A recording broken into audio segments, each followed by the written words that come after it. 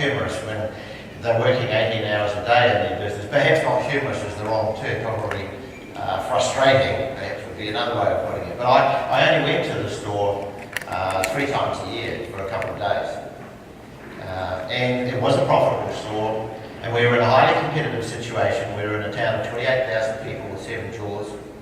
At the time we took over the business, it was doing 230,000 in sales, so it was losing money. And we turned that into the #1 jewellery store in town, making more than the annual sales in net profit within 3 years. And I wasn't there, so I can't take the ownership or the credit for that. But I can take some of the credit and some of the ownership for the strategies that made that business successful, that my team helped to implement. So some of those strategies I want to share with you today. And so I guess I wanted to give you some context and some background because, as I say, and every day now, basically, at the Academy, we get feedback from hundreds of people just like you. Now, we live in a different world nowadays. Who's been in this industry for more than 5 years? Can I see a quick show of hands? Great, most of you. Put your hands back up again if you believe the industry is easier now than it was historically, than in the past. Okay, a couple of people believe it's easier than it was. How many of you believe, put your hands back up again if you believe the industry is going to get easier in the years ahead, in the next 5 years? Hands back up. Yeah, one person in the room. And that's pretty normal, one person for both of those questions. And it's not a trick question, and it's not, and good luck for you for feeling that way and believing that. It doesn't mean that your business cannot be better in the next 5 years. It just means that the industry is not going to get any easier. Your competitors are not going to go away. Your customers are not going to get easier to deal with. It's not going to become automatically easier for you to find better selling product and to be able to sell it more readily. So if the industry, by your own show of hands, is not going to get any easier over the next 5 years, then who has to? Who has to get better over the next 5 years? Can I hear that a bit louder, please? Who has to get better if your environment is not going to? You do. Do you up for that? Do you accept responsibility, at least some ownership for that? Because that's really what we're going to talk about. And an hour, frankly, is a very limited amount of time to get through a bunch of pretty important information. I call this time of the year harvest time. And why is I call it harvest time? Because when you think about it, I compare this to the farming community. Do farmers make money every month they're in business? No, they don't. Do you? No. Some of you do, and all credit to you for doing that. But for many of you, there are months throughout the year where you don't, where the income, the revenue, the gross profit doesn't match or exceed the costs, and therefore you end up having to carry the business for certain periods. See, this is the time of the year when we have to make that back. Farmers don't always have a bumper crop, and nor do you always have a bumper holiday season. Farmers don't always have a positive cash flow, and nor do you. When you look at the picture, we at the Academy analyse a lot of data. So some of this is based on general trends, not necessarily meant to reflect your own. But I simply want to draw to your attention on this particular slide, I have to point at it over here, that there are several months in the year where you make either a minimal profit or no profit at all. And when you get to this point of the year, at the end of September, there's not a lot in the kitty if that's what's going to keep you going over the next 12 months. This business is not untypical, it's $1 million business. It's a business that probably has a higher than average gross margin at 55%, giving them $550,000 worth of gross profit. But it has a 10% net profit. Now the average jewellery store has a net profit ranging between 0.8% net profit and 11%. So I've picked the higher end of the scale here in terms of performance, in terms of net profit. So the average store is well less than that. So it doesn't take much of a turnaround in any given month to make a difference to that net result. So most of the income has come in this period here, in the December period, where between 19, 20, certainly up to 25% for some of you, of your sales and gross profit will come from over this all-important period. November is also an important period. So I want to try and set the stage today and get you ready for harvest time, to get ready for the fourth quarter and make it solid and make it as profitable as it can be for you. So for most, 35 to 40% of your annual sales will be done in the quarter that we're just heading into, or about to head into, starting in October. And most of you, this is the starting figure, will do 70% of your net profit in that period. Why such a contrast between gross sales and gross profit and net profit? Well, because your costs typically don't escalate to the same extent that your sales escalate in December. Was that true for most of you? You may have a few more wages, you may have a few more costs in terms of advertising, but by and large your costs are fairly fixed throughout the year. They may vary slightly depending on the high season, but this is the time that you get to keep money. This is the time you get to store some money away for the seasons that are ahead of you that may not be profitable. And so some people get quite despairing when they are losing money month by month until they realise that, hey, that's pretty common, pretty normal. Not to say that it's acceptable, but it is pretty normal, and that this is the time that we want to make it back for you. So I guess my question to you is, are you prepared? And do you have clear monthly, weekly, and even daily sales and profit goals at this time of the year? And are those goals allocated clearly to your salespeople to help you drive performance? And the other part of that question is, are they bold enough? Do they have enough in them left that was going to give you some headroom for next year and some catch up for this year? And it is a time to be bold. This is your time. You know, we often say at our seminars that we don't believe that you can actually demand any more from yourselves. Most of you are working very long hours, and several, unfortunately, are working for minimal reward for those hours that are being invested and the capital that you have deployed in your business. We want you to make a stand for yourself. This is the time to demand more from your business, because you really cannot demand more from yourselves. So what does demanding more from your business mean? What does that look like? As Terry introduced me, it starts by making sure you demand more from your inventory, more from your vendors, more from your salespeople, more from your customers, more from everybody, more from your marketing, more from everybody and everything that contributes to your business. But I didn't say more from yourselves, because I said this is the time for you to demand more for yourselves and from your business. So are your targets broken into manageable activities and what we call KPIs, stands for Key Performance Indicators. I'm going to show you what those Key Performance Indicators are, and I'm going to show you what I have referred to in this presentation as the low-hanging fruit.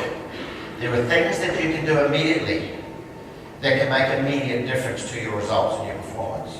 So have I tried to cover everything? No, I haven't. I've tried to isolate the things that are easy to implement.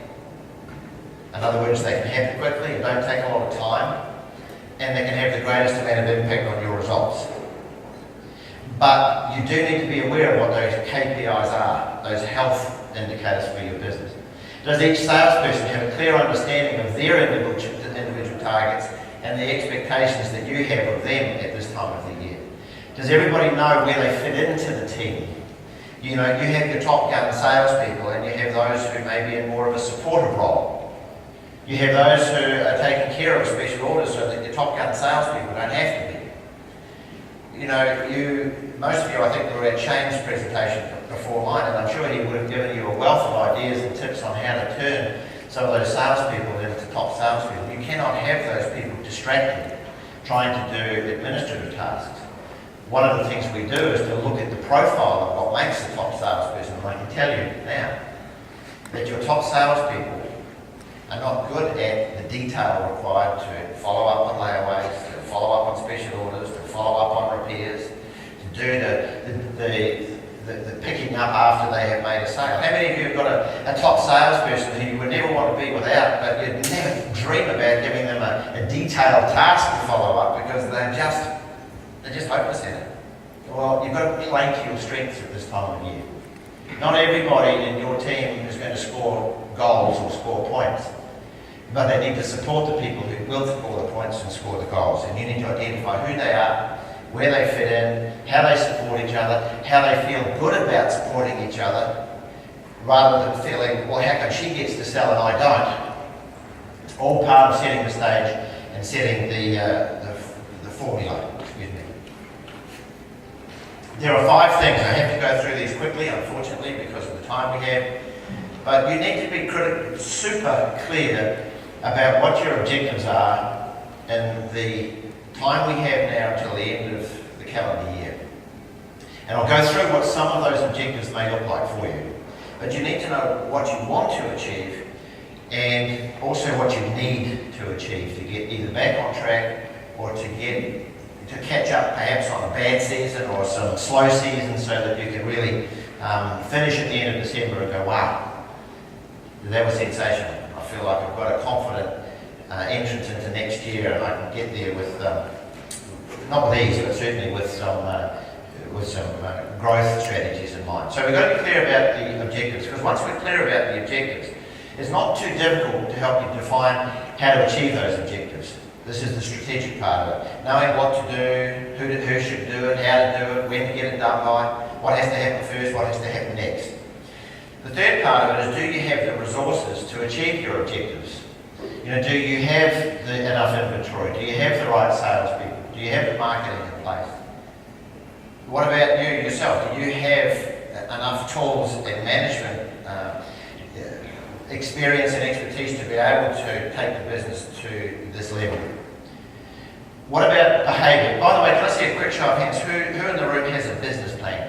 Can I just see a nice show of hands, please? Again, a fairly typical, if you quickly look around the room, it's a fairly typical response, a very small percentage.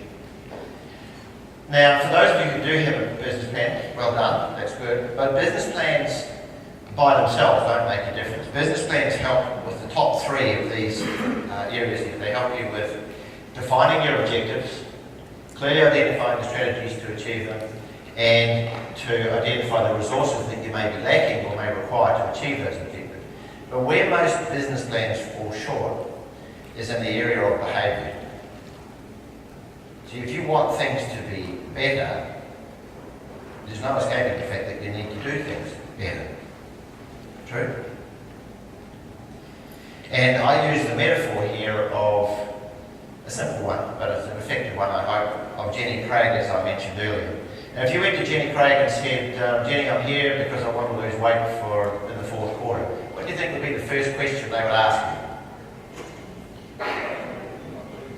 Sorry? How much weight do you want to lose and by when do you want to lose it? Now, if you said to Jenny, I want to lose 10 pounds by Christmas, that would be really cool. I feel good about yourself if you can do that. Then Jenny can go to say, that's pretty easy, you know, we have a strategy for that. Jenny's strategy is pretty simple. It's basically eat less and move more. When you boil it down, that's all it is. And retail is pretty much no more complicated than that. We overthink it, we overcomplicate it.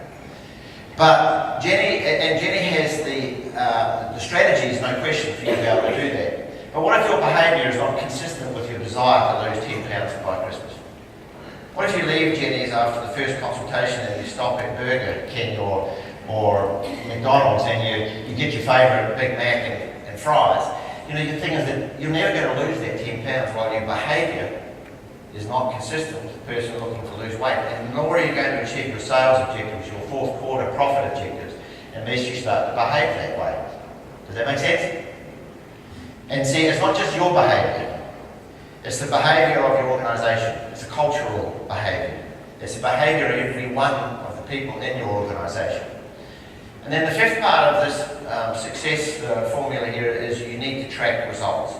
Jenny does it by having you stand on the scales every Tuesday night to see whether your behaviour has been consistent with your objectives. Stand on the scales and see if you've lost some weight or not. We use reports to help you to do that, and you'll have reports of your own, I'm sure. But this is what, see, reports, by looking at reports without knowing where you're trying to get to, is like looking at a roadmap without any idea about where you're trying to get to either. I mean, a roadmap has been surpassed by GPSs nowadays, but we all know what a roadmap is and does. And a roadmap is only ever good use to you when you know 2 things. Your starting point and your end point. And so it is, in my perspective, with reports. There's no point in looking at a whole bunch of numbers unless they have context, unless they can tell you that you're on track to where you have determined you want to be at the end of that journey. Does that make sense? And you need to know which numbers to look at on a regular basis, because there's a whole bunch of them, frankly, and you get overwhelmed if you don't know where to look, carefully. Here are some of the objectives, and again, just have to go through this real quick because we don't have time to do it thorough justice. But it's examples of things that you need to take away with you and think about over the next few days and beyond is your financial objective. How much money do you want to have in the bank account by the end of December with all bills paid? Staff, what levels of staff do you need to have right now? What training do you need to do? What skills do you need to develop? What goals do you need to set for those people? Dropping down to customers. What does your customer base look like at the moment, and how do you plan to deploy and use that to get those people to come back to you in the fourth quarter? What about your technology? Is that up to date? Do you have enough point of sale terminals during the busy time? Do you have enough people capable of using that technology? Do you need some more terminals to be able to take quick transactions through your EFTPOS machine? All of those things need to be considered now so that you are ready for harvest time for the fourth quarter. Inventory levels. Do you have the right levels? Do you have the right mix of product? Do you have strategies for dealing with your aged inventory? Do you have appropriate product knowledge to be able to sell the product that you have bought? See, most of you are very good at buying product. We can tell that by looking at your reports. We can also tell that you're not quite as good at selling it as you are at buying it. and I don't mean to be critical when I say that, but the average US jewellery store doing $1.2 million has got nearly $800,000 worth of inventory. I don't need to look any further than that to know that most of that inventory is dead.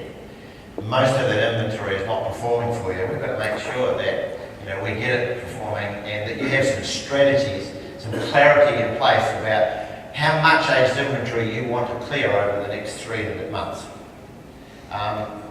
Product knowledge, the KPIs, I'll talk about those in more detail in a moment. Are you having daily meetings with your team at this time of the year? In fact, you should be having them every time of the year.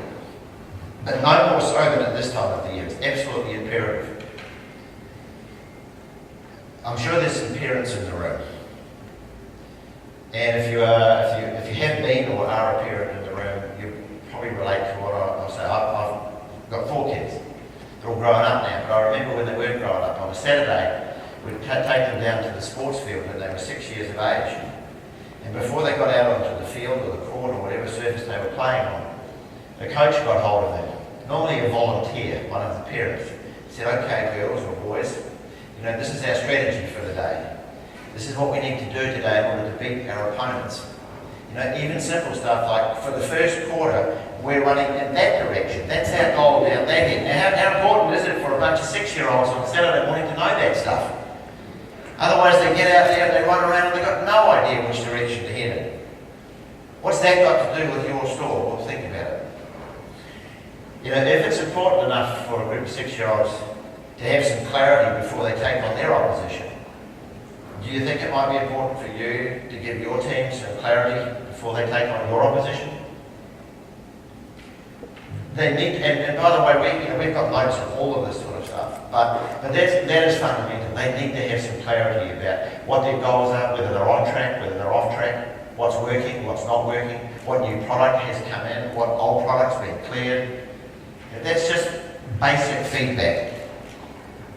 The self-management, how are you at managing yourself relative to time? We don't talk about time management because you can't manage time. You can only manage yourself relative to the time that you've got. We've all got the same amount. So how do you get yourself to concentrate on the important things, the things that are going to put money in your bank account? And some of that will be planning, some of that will be delegation, some of that will be communicating with your team and getting them to understand your goals. Your leadership, in terms of are you asking the right questions and are you managing your business for the most effective results? What about your systems, your layaways, your repairs, your special orders, your customers, and obviously your marketing? Now, that's not intended, by the way, what you see up there to be a complete and thorough list. It is simply a starting point for you to think, wow, there's a lot. Has anybody just looked at this and said, yeah, there is already some things that I can think of heading into the fourth quarter that I need to concentrate on? Has anybody got that? If you haven't, congratulations. You've got everything in line, perfect. You're going to have a phenomenal quarter. You can probably leave right now. But, Sarah, but I'm sure everybody has, if it's not on the list there, you may have thought of something that's not there that you are going to add for your own strategies. I hope so. I sincerely hope so. So here's those 4 KPIs. I'm going to put them up here because I want to quickly draw your attention to all you need to do to build profits and build sales is going to fall into one of these 4 areas here. Retailing or retail is not a complicated business. I'm not saying it's an easy business, it's certainly not that, but it's not a complicated business. I remember a few years ago I got to speak to a group of third-year graduate retail management students. They had just finished 3 years of training. And I was honoured to be able to go and talk to them, and I said, well done, congratulations, you're about to head out into the retail reality. Tell me, how do you make money in a retail business these days? And after 3 years of study, nobody could give me a concise answer. They all had different approaches, different theories, depending on what their preferences and their strengths were. They had a whole bunch of ideas and tactics and strategies, but none of them actually knew where they fitted in. These are the only ways, the only 4 things that you need to know in your business to make money. Everything else that you do is going to fall into and affect and impact one of those 4 areas.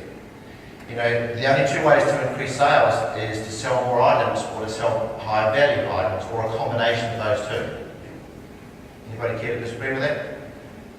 You listened to Shane a moment ago. What he spoke about was how to increase the quantity of sales by having less customers walk out empty-handed and disappointed. True? So everything, the training that he talked about, the advice that he gave you, is all about helping you to drive quantity of sales. But at the same time, one of the easiest ways to impact your results over the next quarter is to increase the value of sales. Many stores are doing 10,000 sales plus a year, 10,000 item transactions.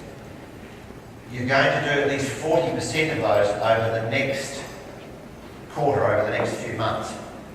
So let's say, for argument's sake, you're going to do 4,000 transactions between now and the end of December. What if you could just get $10 more than you're currently getting on average from each one of those transactions? Is it worth it? It's $40,000.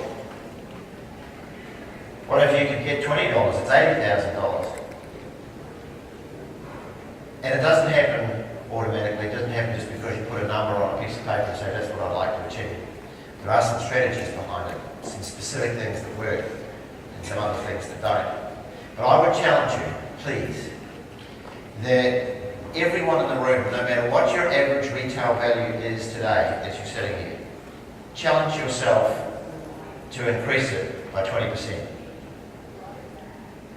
I know this sounds perhaps arrogant and it probably sounds oversimplified, but I would state this fact. If you are not looking to increase your average retail value by 20%, you're not looking hard enough.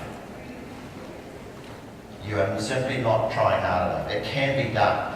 And the best way to prove that it can be done is to have a look within your own sales team now. Look for your top salesperson, not necessarily by volume, but by average retail value. And you'll see that their average retail value compared with everybody else in the store is way higher. So what does that tell you? It tells you it can be done. It tells you if one person can do it, everybody can do it. They're dealing with exactly the same customers, with exactly the same product, exactly the same marketing as everybody else in your store. So if they can do it, why wouldn't you expect everybody else to be able to do it? So that is a key way, and you need no more customers in order to achieve that. Not one. And most of that 20%, a big chunk of that 20% at least, is profit. So those are the only two ways to increase sales, just like the only two ways to increase profit are through markup and stock turn.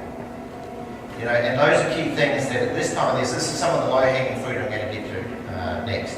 But just in context, there's only two ways to increase profit. If I buy this for $1 and I sell it for $1, but I sell 100 of them, how much money have I made? Buy it for $1, sell it for $1, sell 100. I've made zero. But I've got a really fine-looking stock turn. I can't get enough of these things. Man, I need to order doubles. I can't keep them on the shelf. You actually lost money. Yeah, you're right. Good answer. I've actually lost money because I've got to put time and effort and money into keeping that, getting that product in and keeping it in the first place. So good response. What if I buy it for $1 and think I can get $5 for it but don't sell it? How much money have I made? Zero. Looks good on paper. Wow, look at my market compared to everybody else. But unless you get those two things working together, unless you get the turn and the margin working together, you're not making any money. So everything that you do, here's the point that I want to make about these four things here. Everything that you do, from the time you get to work in the morning or possibly even before to the time you leave and count the money at the end of the day, everything you do should be consciously impacting and improving one of those four areas. So you ask yourself often and consistently, here's what I'm doing right now, helping me to increase my quantity of sales, my average retail value, my margin, and my stock turn. That's it. It's the four pieces to the retail puzzle. That's all you need to know. But these things are to your business like your heart rate is to your health. You need to know that stuff. I'm not going to ask you to put your hands up, but I would ask you to challenge yourself. How many of you genuinely know, as you're sitting here now, what your average retail value is, what your markup is, what your stock turn is?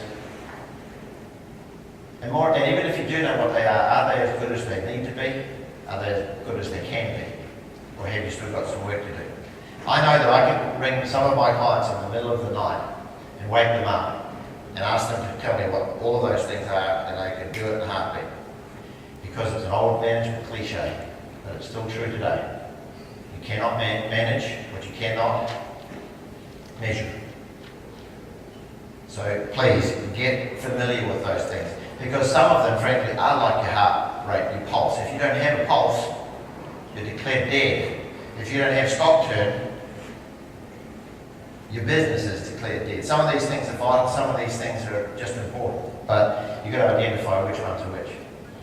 So I want to come back to this, what I call the low-hanging fruit. This is the easy stuff to do over the next quarter. So you don't have to go away and get too heavily involved in implementation. So I've already talked about having clear goals, clear targets and objectives. I've already talked about sharing them and agreeing on the best strategies to achieve them with your team. Everybody needs to know what they are. Here's another thing I would suggest right at this point. Share what your profit objectives are for the next quarter as well. A lot of business owners hide their profit. They're afraid to talk about profit. But what they're doing by hiding the profit is they're creating a really bad assumption amongst your salespeople, because they think every dollar you take after they've replaced the item is profit for you. It sounds simple, but I promise you, I've talked to thousands of staff over the years, and when I do an exercise and I say, this is what happens to a dollar when it comes through this door to this business, and there's only this much left on the end of it after we've replaced the item and paid all of the costs. And all you got to do is give a 10% discount. That little bit on the end is gone. And they go, wow. Because they think if you had a $5,000 day, you must be ecstatic. You made $5,000. Why do you look so miserable? So you've got to, I would encourage you to share the profitability. Profit's not a dirty word. It's the name of the game. It's the reason that you're there. Have them understand that. So here's some of these easy wins. The first one is the closing ratio. Now, I know that Shane spoke about this a moment ago. Now, again, coming back to inventory. Yes, you've got to have the right inventory to be able to sell most effectively at this time of the year. But this is easy pickings here. The average store has a conversion ratio of about 1 in 6. I just spoke to Shane when he was walking out of the room here. I said, do you agree with my figures? And he said, yes, I do. The average store has a conversion ratio of about 17 to 18%. Now what that means up on the board here is in a typical store doing 7,000 sales, they are losing, they have 42,000 people through the door, 35,000 of which don't buy. Now, does a business like that need more customers? No, they don't. They just need to do more with the ones they've already got. Now, if you could work with your team and you could come up with ways, constructive ways to say, is it possible by doing things differently, doing things better, coming up with some ways that we can satisfy these customers, that we could get just one out of each 10 people that are walking out currently empty-handed, if we could just get one of them to buy. The other 9 to walk out empty-handed and disappointed, it's not ideal, but they only need one of them. Is that unrealistic? Is it unrealistic for you to think that if you work hard enough at this and raise enough questions, that you could get 1 out of every 10 people who are walking out there empty-handed to buy from you? Do you think that's crazy? Tell me if I'm crazy, please. If I'm not, if you don't tell me I'm crazy, I'm going to assume that I'm not. I'm going to continue. Okay? So I'm going to continue. Thank you. So what that means, though, is it worth putting time and effort into that? Of course it is, because when you've got 35,000 people who are walking out empty-handed and disappointed, and you can improve your conversion ratio, reduce your loss ratio by just 10%, 1 out of 10, there's another 3,500 sales. And I'm not asking you to do something that a lot of people have done before you, and I did exactly this in my own store. I was horrified to find that only 1 person out of every 6 was coming into my store was actually buying. And we set about changing that statistic. Now, of course it's worth it, because 3,500 as a percentage of 7,000 is a 50% increase in volume by being 10% better in just one area. Now that's low-hanging fruit. Where else are you going to get a 50% result by being just 10% better? There's very few areas where you can get that sort of increase. But does it happen, just again through osmosis or automatically? No, it doesn't. You have to go searching for how does that happen. And we can help you. We've got notes if you want to come and talk to us about it through over the next couple of days about David. I was interested in your discussion about conversion ratio. Can you give me some tips and ideas on how to achieve that? Feel free. Please come and talk to us. That's why we're here. But it's certainly worth it. And you need to know, who are those customers that did buy? Who are the customers that walked out empty-handed and disappointed? Do you have a no sale button on your system that you can record some of that information? If not, then do it manually, because there's a wealth of information that can come out of exploring why customers have not bought from you today. Now, for those of you, most of you on some sort of system, I guess. Most of you have access to sort of kind of your daily activity and daily sales reports. So what do you know about the 1 person out of 6 who did buy? You know a lot really. You know what they bought, who it came from, how long you've had it, how much margin you made, how many other items that customer has bought over the years. What do you know about the 5 people who didn't buy? Absolutely nothing.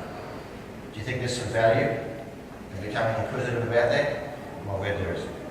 I like to call that future sales list rather than a lost sales list, because you can turn those lost sales into future sales opportunities, but only if you go looking for the gold at the very end. So what do you know about those customers who didn't buy and why they didn't buy? What do you know about the salespeople who are selling, or are selling to those customers? And what do you know about the salespeople who aren't selling? This is sort of these are some of the questions that you need to be asking yourself. And by the way, I see you're taking photographs, which you're most welcome to do, by the way, and you're taking notes, which I congratulate you on. But if you'd also like a copy of this PowerPoint to make things a little bit easier for you at the conclusion, please come and see us. We've got a couple of team here as well, and we'll get some business cards and send you the PowerPoints quite happily. So some more in terms of the low-hanging fruit. The third one, the next one on the list here is add-on sales. The average person at this time of the year has 10 people to buy for between now and the end of the year. That's including birthdays, anniversaries, and Christmas. Now the question is, how many of those customers are going to come into you and say, I've got 10 people I need to buy for between now and the end of December, and I'd like to buy them all for you, please? How many people are going to say that? Realistically, none, probably. So if your strategy for getting those sales is to wait for your customers to come in and ask you to buy all of them, then it's not going to work for you. It's a flawed strategy. But you know they have a problem. The problem is they've got 10 people to buy for, but you also know that you've got a solution. You've got something that suits both sexes, all ages and most budgets, true? You've got to give people, as Shane would have said, the opportunity to say no. You've got to try and create those opportunities rather than wait for those opportunities to come. And just like at this time of the year, nobody's going to come in and say, I'd really like to buy something expensive, please. What can you show me? That doesn't happen either. I'd like to buy something old, please. What can you show me that's over 3 years old? You know, those sort of things. You're not going to sell expensive pieces. You're not going to sell multiple pieces. You're not going to sell aged pieces by waiting for customers to come and ask you to show them to them. You have to take a proactive stance on that and start showing those things anyway. Does that make sense? So if you had an expectation and a knowledge, and if you don't believe me, do a survey with your own team. And say, I'd like to see, bless you, I'd like to see amongst my team here, how many of you, let me see how many people you need to buy for between now and the end of the year. Birthdays, anniversaries and Christmas. And when they start going, wow, that's a scary list I've got there. You may find the average, even amongst your team, may be higher than 10. But we can safely make the assumption that your customers have got 10 people to buy from, and if you don't give them the opportunity, you are essentially having to walk out empty-handed and disappointed and forcing them to go and buy elsewhere. And here's the other thing. You've seen people come into your store on Christmas Eve or the day before. Do they look relaxed? No, they don't. For the most part, they don't look relaxed. Why? Because they've left it till the last minute. Now, those are good customers because we can typically get, a little bit more out of them because they're desperate. But again, that's not a good strategy. We don't want our customers to look miserable on Christmas Eve. We want them to be able to relax. Now's the time to start talking to them about the 10 people they need to buy for. Now's the time to start creating your lists and your suggestions for those people. We know that you're probably on average going to have 10 people to buy for, and here's some helpful ideas and hints and tips for you to be able to go and suggest. And there was a salesperson, one of the best I've come across in the jewellery industry. And she said that at the Christmas time of the year, most of you are busy. You don't get away from your own stores very easily, do you? Because you're kind of tied to the place. And so are your staff. So this girl went into a pharmacy, a drugstore next to her, close to her jewellery store. And she walked out an hour later having bought all of her Christmas presents for that year. It was about 13 of them. And I said to her, wow, good for you. I said, how does it feel to have that done and out of the way? You don't have to think about it. And she said, it's never happened to me before. I always leave it to the last minute. I feel so relaxed and so calm about Christmas this year. It's unbelievable. I said, good. Would you like the customers to have the same feeling? She said, yeah, work it, make sure that happens. I said, by the way, how did that come about? Did you go in there and say, hey, I want to buy everything for my family from here today, this lunchtime? She said, no. She said, somebody cared enough about me to say, and who else do you have to buy for? We know that you've probably got maybe some grandparents and maybe some grandkids and some males in your family and some females in your family, and you know that they can be difficult to buy for, and we're here to help with them. So go looking for those opportunities and ask the question, so how many people, did we ask today, did we offer help today to try and get those people to buy from us today? The average retail value I spoke about earlier, set yourself a target to increase that by 20%. And if you need to, come and talk to us and we'll help you to develop some strategies to accomplish that. There is no better time of the year than this time of the year for clearing aged inventory. None at all. You have a high demand period, you've got to identify what that aged inventory is. You've got to make sure that it doesn't look aged. In other words, it's got a new ticket on it, a new tag on it, it's in a nice new box, it's clean. We have a statistic at the Academy from our data that says that if an item doesn't sell within 39 days of being on the shelf, the likelihood of it selling after that goes down dramatically. Falls off completely. The reason for that has got nothing to do with the product. The reason for that has got nothing to do with the customers. What do you think the reason for it is? Okay. tag may look old at that stage, but the principal reason is that your staff don't show it anymore. Why? Because they already believe it doesn't sell. It's had 39 days, we've shown it a few times, we've got knocked back a number of times. That product doesn't sell, so what else have you got? See, you'll come back from this show with a whole bunch of new stuff. And I guarantee you, when that hits the shelf or hits the store, your staff will come out to the office before it's even been priced and say to you, what have you got those new bracelets that you bought back from the Smart Show in Dallas? I've got a customer who's looking for one. They just walk past $35,000 worth of perfectly good ones to come out the back and look for the new one. So you've got to keep that alive, you've got to keep it clean, you've got to talk about it every day, you've got to target products, you've got to offer it to customers. And and the best way to sell it is to obviously show it to customers as if it's new. And we have a strategy at the Academy that the best way to avoid this happening is to replace your staff every 39 days. You think I'm joking? I am, actually. But the problem would go away, but you'd have a whole different problem, which would be far more complicated, I suggest. But given that you're not going to do that, you need to make sure that you bring that product out, you keep it alive. How many of you have had a new salespeople who's joined your business and all of a sudden they start selling old? Why? Because they don't know it's old. It's one day old the day they join your store. It's one day old. So you've got to go back and start thinking about everything being one day old. It's brand new. Let's just give it a new life. Let's sell it. Let's get it out of here. But set some specific targets for it. We also, I'll talk about the concept of champions in a moment, but we want you to have some aged inventory champions, some people who you make responsible for clearing as much aged inventory over the next 3.5 months as possible. So you've got to work with them every day to identify the product, to make sure the product's clean, to make sure the product is talked about, to make sure the product is shown to the customers and give them an opportunity to say no to it. They may just say yes. But every dollar of aged inventory is a product you've already paid for. And in some instances don't necessarily need to replace. That's cash money in your bank account come the 31st of December. So again, there's lots of strategies involved in this, and unfortunately I can only outline the strategies rather than the details and the tactics. But another thing is rapid reorders at this time of the year. See, in July, June, so whatever your quiet months of the year are, you may sell one of this particular item, just one a month. But in December, you are likely to sell 4 of them if you have 4 of them.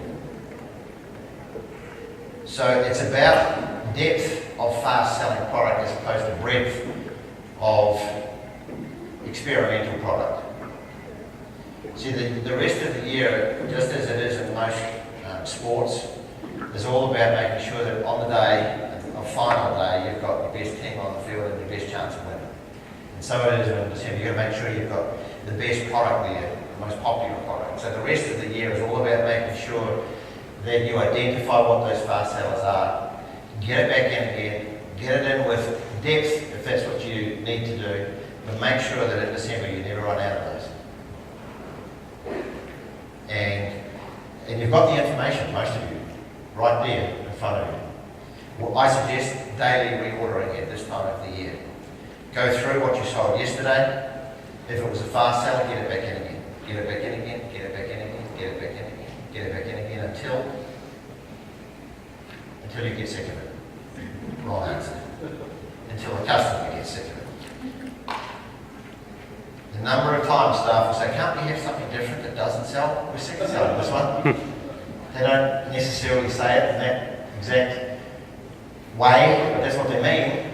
Well, we've sold 13 of those already. Can't we get something new that's got a 20% chance of selling? A fast seller, reordered, has got an 80% chance of selling quickly again and again and again. A new item's got a 20% chance. Dick Abbott said in his presentation yesterday that open to buy, what we call OTB, does not stand for off-track betting. But frankly, it might as well. Because firstly, it's off-track. If all you do is just buy randomly, and it's certainly betting or gambling if you don't replace the items that you've already proven to have sold. If you want to see a profound difference in your results in the next 3.5 months, you did this one thing. I guarantee you'll be astounded. Protect and improve your margin.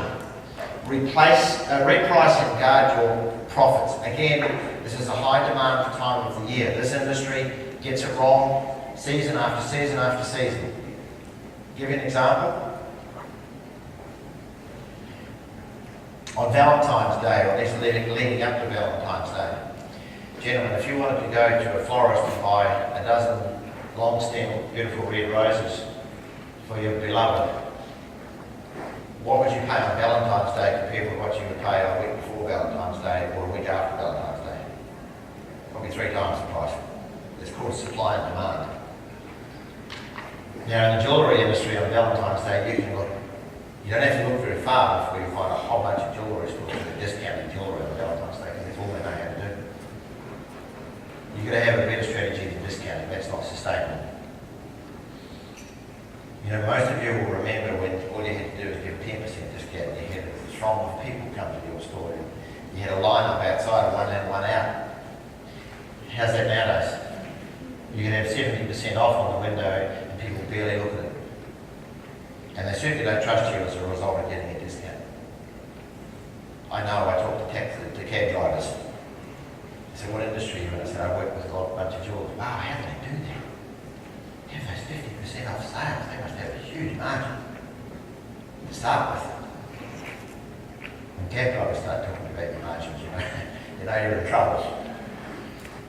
And so you've got to make sure, and repricing it, and if you have not taken the time already to reprice to your product that's on the shelf now based on current gold prices and diamond prices and other commodity prices that you offer to your customers, then you're not even keeping pace because when those items sell, you don't have enough money in those products to be able to replace them with a comparable quality item.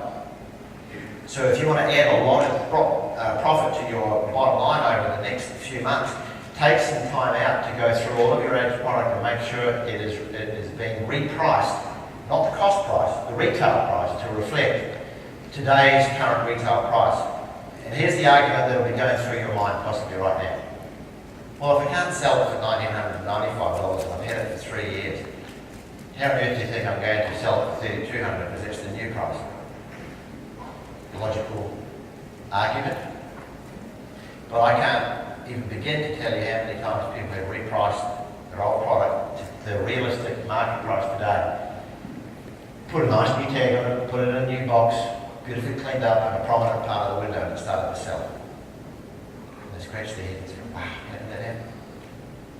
But even if you can't sell it at full price during the period, at least you've got a way to protect the margin on your fast-selling product and your popular product. Because if somebody comes and says, what's your best price on this item, at least you can say to them, that is the best price on this, it's one of my best sellers, but I do have some product over there that I am happy to talk to you about. If price is your number one consideration, your number one buying criteria. And at least you've got your margin protected because you're at current retail prices. So, and discounting for most of you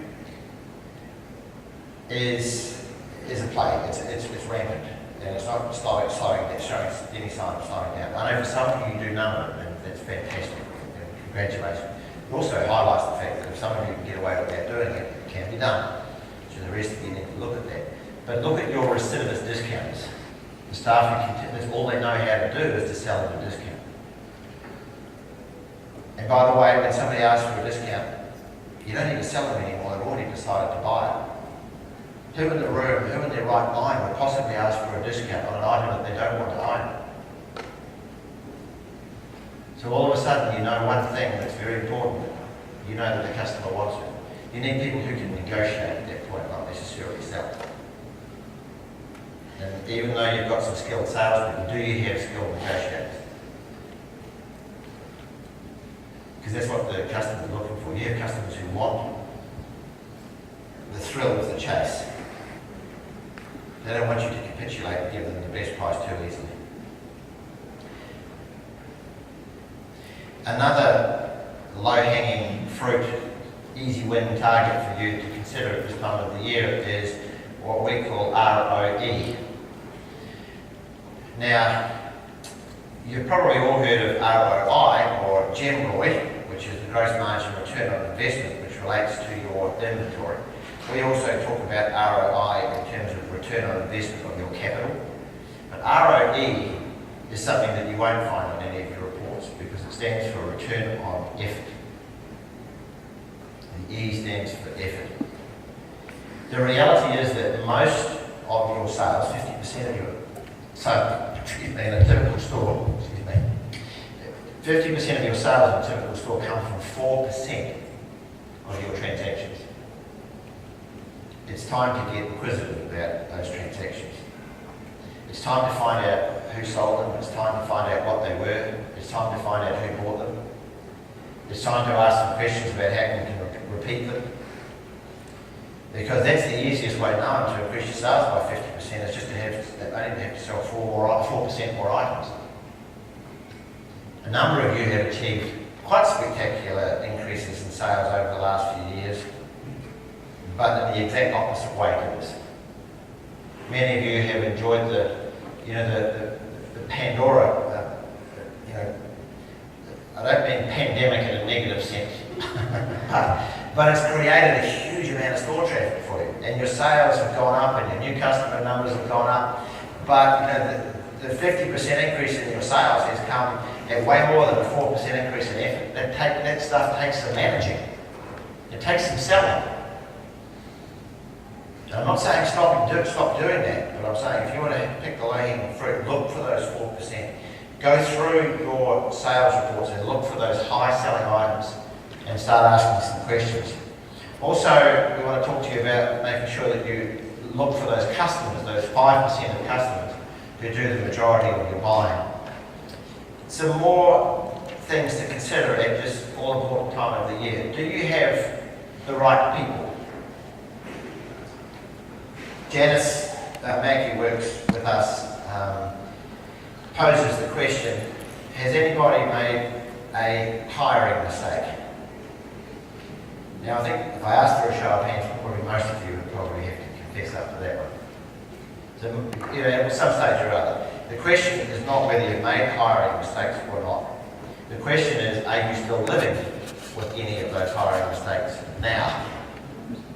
Because now's the time to fix it. Now's the time to change it. Now's the time to make sure you've got the right people in your business. I'm sure equally you have made an outstanding hiring decision. You said, wow, why didn't you come into my life 10 years earlier? My business would have gone through the roof by now already. And if I could just find another one of you, business would be transformed. So you've got to make sure you've got those people in your business. You've got to know who your stars are. You've got to let them know that they're your stars. You've got to help them to grow and to prosper. And you also need to know who your stowaways are. See, those are the people who don't pay the full fare. Those are the people who are just there for the journey, just there for the ride, just there for the paycheck. And you do have them. You all have them. And the question I wrote is, can you go into the most important critical time of the year with stowaways, slowing you down and affecting probably the morale of the staff? Why should I do it when she doesn't have to? So have you got the right people, and having got the right people, are they doing the right things? As I said earlier, if you've got salespeople who are out the back doing repair packets and layaways, that's the right person, but they're doing the wrong things. I said earlier, not everybody puts money in the till or scores points during the grand final. There's only a few people who get to do that normally, but the rest of the team are vital, part of that team, because without them, the people who do score the goals, in your terms, who put money in the register, couldn't do it without the help. Those are the people who put product into the computer. Those are the people who make sure that the product goes into the shelves in the morning and into the windows in the morning, and that it looks, spectacular, and it creates, interest from your customers. Those are the people who help the people who make the sales to do it. So it's about teamwork and playing to your strengths. If one person can do it, as I said earlier, it can be done. Therefore, everybody should be expected to shape up and do it. And I'm talking about things like average sale, I'm talking about the salespeople specifically. And as I say, go and have a look at your salesperson's performance, find out the person who's producing the best results and set them as the benchmark and say, hey, if Mary can do it, then the rest of you can do it. And that's going to be the expectation over the next few months. And a top salesperson can earn 10 times what you're paying them in gross profit. I've seen this many times in countless stores. Those people are producing the equivalent of 1,000% GMROI. You know, 1,000 GMROI, basically. It's not 1,000% actually. But it's, you know, so those people are vital to your business. And if you have those people, you've got to make sure you reward them, you look after them, you encourage them, you set meaningful targets for them. You make sure that you keep reinforcing their results, and when they get to their results, you keep giving them targets that stretch them. I don't want to repeat what some of the other presenters might talk about, so I'm not going to spend a great deal of time on it. But you know, do you have people who produce those sorts of results? And if you do, that's the standard. That's what you need. That's what you expect moving forward through this time of the year. But the sad truth, sadly, what we see too often is that the majority of stores are not like that. They are populated with poorly chosen, badly managed and inadequately trained staff. Now's the time to fix that. I'm actually going to skip through this because I've kind of talked about it. But you know, most of you have made bad buying decisions.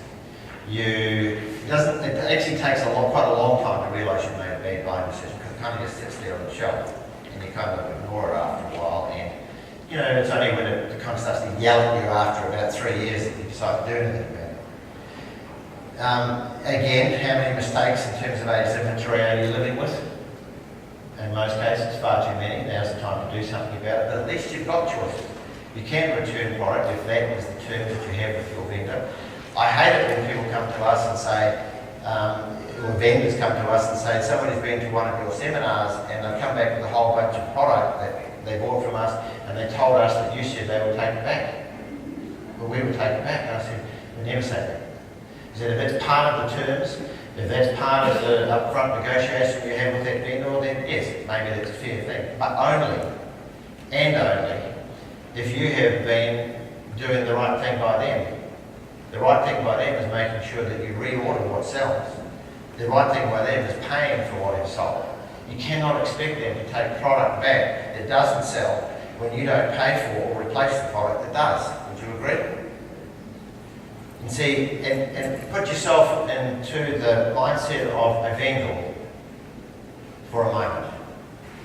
And if you had person A who paid quickly and reordered every time, and you had person B who didn't do those things, and you had a beautiful sparkling new range that was just the greatest thing you've ever developed and designed or got hold of, which one of those two people are you going to offer it to first?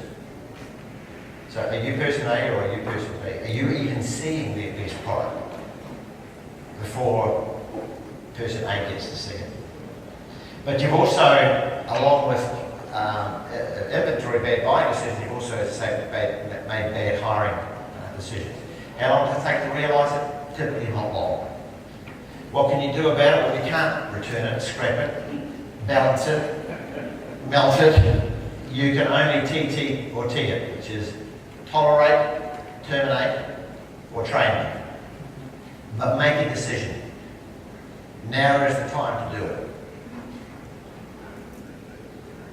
So we've got the right people doing the right things. We've also now is the time to look for our right vendors. Have a look at your vendor reports and identify the ones who represent 50% of your sales and gross profit.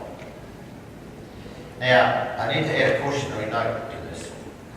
If somebody is representing 50% of your sales and gross profit, but 100% of your investment in inventory, does that mean that they're a good vendor necessarily?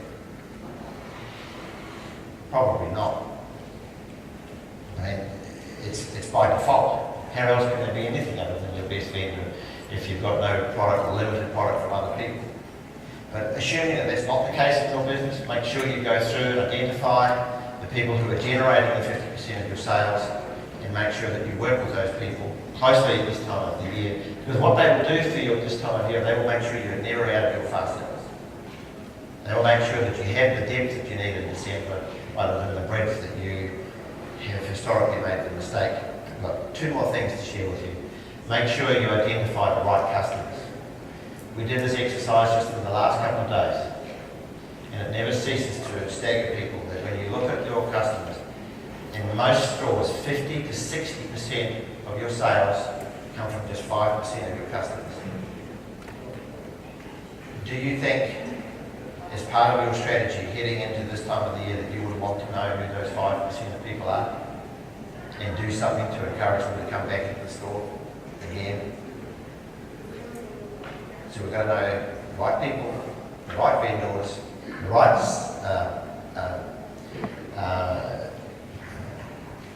customers, and finally the right inventory. You need to know what your optimum inventory level is. As a rule of thumb, the average store is generating $2.50 to $3 from every dollar of inventory that they have. So you can work that through. And I'm not saying that's best practice. I'm saying it is common practice. It can get better than that, but it shouldn't be any worse than that. Are you using your open to buy to manage your optimum inventory level? Or is it going to blow out and you'll have a great December, but you've still got all the bills to pay in January, which is so often the case? And do you have specific strategies for managing these three categories of inventory? The new inventory doesn't sell itself. People say to us, David, that product you recommended I buy, it hasn't moved. And I don't know how many times we've done this, but we can go and look at it and say, no, you're absolutely right, yeah. It's still just sitting there. Look at that. I can swear that it's going to move. I know that sounds flippant, but the reality is that beautiful jewellery doesn't get more intelligent the higher the price, it just gets better looking. Beautiful jewellery needs beautiful salespeople to talk about it, to show it, to help it to move. So you need a strategy for managing your new inventory, you need a strategy for managing the inventory once you prove that it does sell, and you need a strategy for managing your aged inventory. And I am going to be talking about that in more detail tomorrow morning at 10:15 a.m. somewhere close to here, something. Here? It will be on the show floor. Okay. Where we're going to be, that's right, it is too, it's on the show floor. And as I said earlier, please make sure you've got your champions in each one of those areas. You've got your new product champions, your fast seller champions, and your aged inventory champion within your team. Ladies and gentlemen, it's a lot to try and cover in a short amount of time. I hope you've had some pops, some ahas, some lights going off. Please, you owe it to yourselves to make this a wonderful season. If you have any questions, come and see us by all means at booth 738, and we'll be happy to answer your questions and set you in the right direction. Appreciate your time.